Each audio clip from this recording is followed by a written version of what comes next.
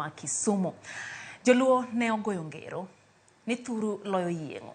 Ngero ni ochopo kare ne jaduong' Joseph Omolo Odongo ma jahigni 84 modok dalagi e gweng' Mariwa ei Kanyada. Tok lalo oko kuom higni 51. Nyakorom Gajwang' jafwambo marwa Ali Abich nitiere kod ler.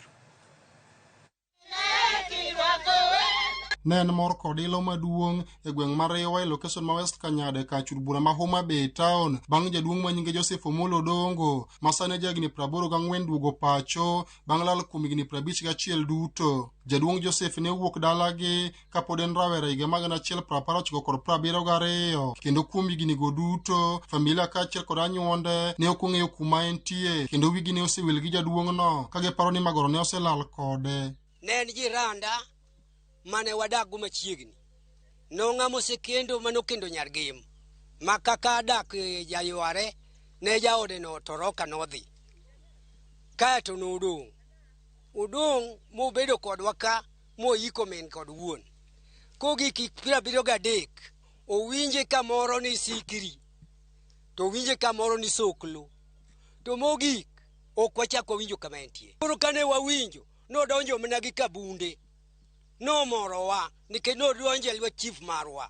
Duogo pacho mar jaduong' Joseph Odongo bang' lal kuom higni 51 ne okelo mor maduong' e lenda wang' anyuonde kaachiel kod familia mare manomiyo giloso ne nyasi mar rwake pacho ka gigone Nyasaye erokamano kuom duoge pacho ka ongima kata odoko ni gin ne giparo ni magoro ne oselal kode higni mathoth ma okalo. An kada winjo siro duogo tawenten oduogo kotho koso ngima ni ne en ng'ama ngima. Kod nwa golo nyithindo ka modhi nyaka kabunde kucho. Modhi okele nyaka pacho ka. Kendo kele dala na ka. Amor ahinya nikech oduogo nwa kongima. Nikech nowach nosetho onge. To kol kani wapok wawinjo ka nosiro duogo ni kabunde ka. Nwadwoko ni Nyasaye malichero kamano. Jaduong' nowacho ni chunye ne ochido kaluwore kod midhiero mane okwako familia mare, gino manomiyo iye wang' ma owuok dalagi ka odhi e boma ma Mombasa kama ne otiye dala jarachar moro kaka Chukdar. Tungo nomiya ot ma losruok duoka pi kama tede en malo wi girofa.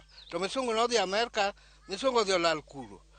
Koro nagone sime nadwa dok kaluo adhi neno nyikwaya. To ok owinji, to kata roka. Awe kata misacha kuro. Kata odoko ni jaduong' Joseph oseduogo pacho, mwandune manoweyo chien, kama oting'o nyaka lopene, ne oyudo ka oyaki, nikech wich ne osewil kode, ka iparo ni ne osetho, ka okone sani ok onyal wuok dala kendo, kata odoko ni mwandune mana en go, to oyudo ka oseyaki. Anwang'o ka lopa, odhi, ma ng'ato kawe, mok ang'eyo kata kuma noaye, gi kuma ne Nyasaye nochweye. Ni nasetho oko. Ta penjo gi chunya to ene manonega koso nong'e chieng' thona. Ok Nyasaye manong'eyo.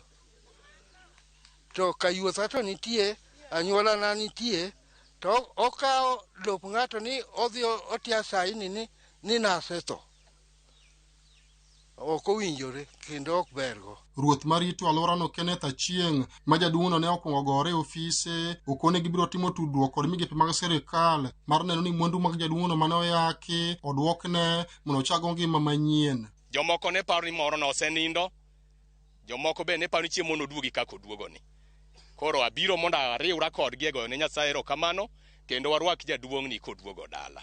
Ka nitie ratiche ma ng'ato ketho, sirikal nitiere biro luwo wechego kaka sheria obet mondo ka nitiere mamare to I'm sure ni biro dok ne kolu sheria. Ali Abich, Ramogi TV, Homa Bay.